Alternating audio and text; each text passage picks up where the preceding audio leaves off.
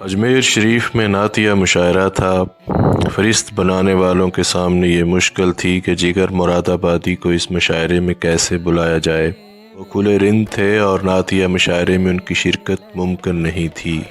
اگر فہرست میں ان کا نام نہ رکھا جائے تو پھر مشاعرہ ہی کیا ہوا؟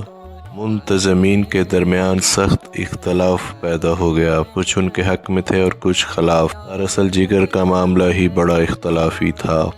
بڑے بڑے شیخ اور عارف باللہ اس کی شراب نوشی کے باوجود ان سے محبت کرتے تھے، انہیں گناہگار سمجھتے تھے، لیکن لائق اصلاح شریعت کی سختی سے پابند علماء حضرات بھی ان سے نفرت کرنے کی بجائے افسوس کرتے تھے کہ کیسا اچھا آدمی کس برائی کا شکار ہے۔ عوام کے لیے وہ ایک اچھے شاعر تھے، لیکن تھے تو شرابی۔ تمام رعایتوں کے باوجود علماء حضرات بھی اور شاید عوام بھی اجازت نہیں دے سکتے تھے کہ وہ نعتیہ مشاعرے میں شریک ہوں۔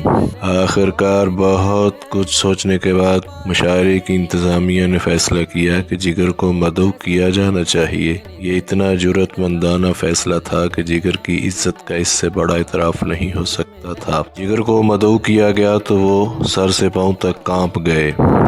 میں گناہگار، رند، سیاکار، بدبخت اور نعتیہ مشاعرہ؟ نہیں صاحب، نہیں۔ اب انتظامیہ کے سامنے یہ مسئلہ تھا کہ جگر صاحب کو تیار کیسے کیا جائے۔ ان کی تو آنکھوں سے آنسو اور ہونٹوں سے انکار رواں تھا۔ بالآخر اصغر گونڈوی نے حکم دیا اور وہ چپ ہو گئے۔ سرحا نے بوتل رکھی تھی، اسے کہیں چھپا دیا۔ دوستوں سے کہہ دیا کہ کوئی ان کے سامنے شراب کا نام تک نہ لے۔ دل پر کوئی خنجر سے لکیر سی کھینچتا تھا اور وہ بے ساختہ شراب کی طرف دوڑتے تھے، مگر پھر رک جاتے تھے۔ لیکن مجھے نعت لکھنی ہے، اگر شراب کا ایک قطرہ بھی حلق سے اترا تو کس زبان سے اپنے آقا کی مدح لکھوں گا؟ یہ موقع ملا ہے تو مجھے اسے کھونا نہیں چاہیے۔ شاید یہ میری بخشش کا آغاز ہو، شاید اسی بہانے میری اصلاح ہو جائے، اللہ کو مجھ پہ ترس آ جائے۔ کئی دن گزر گئے، سخت اذیت میں تھے۔ نعت کے مضمون سوچتے تھے اور غزل کہنے لگتے تھے۔ سوچتے رہے، لکھتے رہے، کاٹتے رہے، لکھے ہوئے کو کاٹ کاٹ کر تھکتے رہے۔ آخر ایک دن نعت کا مطلع ہو گیا۔ پھر ایک شعر ہوا، پھر تو جیسے بارش انوار ہو گئی۔ نعت مکمل ہوئی تو انہوں نے سجدہ شکر ادا کیا، مشاعرے کے لیے روانہ ہوئے جیسے حج کو جا رہے ہوں، کونین کی دولت ان کے پاس ہو، جیسے آج انہیں شہرت کی سدرۃ المنتہا تک پہنچنا ہو۔ انہوں نے کئی دن سے شراب نہیں پی تھی، لیکن حلق خشک نہیں تھا۔ ادھر تو یہ حال تھا کہ دوسری طرف مشاعرہ گاہ کے باہر اور شہر کے چوراہوں پر احتجاجی پوسٹر لگ گئے تھے کہ ایک شرابی سے نعت کیسے پڑھوائی جا رہی ہے۔ لوگ بکھرے ہوئے تھے، اندیشہ تھا کہ جگر صاحب کو کوئی نقصان نہ پہنچ جائے۔ یہ خطرہ بھی تھا کہ لوگ اسٹیشن پر جمع ہو کر نعرے بازی نہ کریں۔ ان حالات کو دیکھتے ہوئے منتظمین نے جگر کی آمد کو خفیہ رکھا تھا۔ وہ کئی دن پہلے اجمیر شریف پہنچ چکے تھے، جبکہ لوگ سمجھ رہے تھے کہ مشاعرے والے دن آئیں گے۔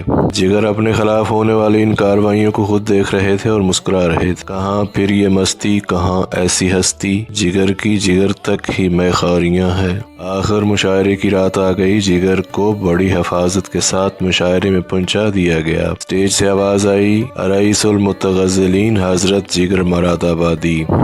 اس اعلان کے ساتھ ہی ایک شور بلند ہوا۔ جگر نے بڑے تحمل کے ساتھ مجمع کی طرف دیکھا اور محبت بھرے لہجے میں گویا ہوئے، آپ لوگ مجھے ہوٹ کر رہے ہیں یا نعت رسول پاک صلی اللہ علیہ وسلم کو، جس کے پڑھنے کی سعادت مجھے ملنے والی ہے، اور آپ اس سعادت سے محروم ہونا چاہتے ہیں۔ شور کو جیسے سانپ سونگ گیا۔ یہی وہ وقفہ تھا جب جگر کے ٹوٹے ہوئے دل سے یہ صدا نکلی، ایک رند ہے اور مدحت سلطان مدینہ، ہاں کوئی نظر رحمت سلطان مدینہ۔ جو جہاں تھا ساکت ہو گیا۔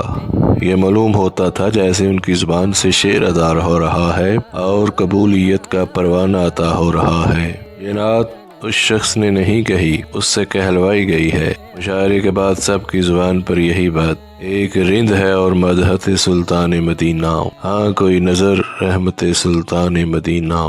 دامان نظر تنگ و فراوانی جلوہ، اے طلعت حق طلعت سلطان مدینہ۔ اے خاک مدینہ تیری گلیوں کے تصدق، تو خلد ہے تو جنت سلطان مدینہ۔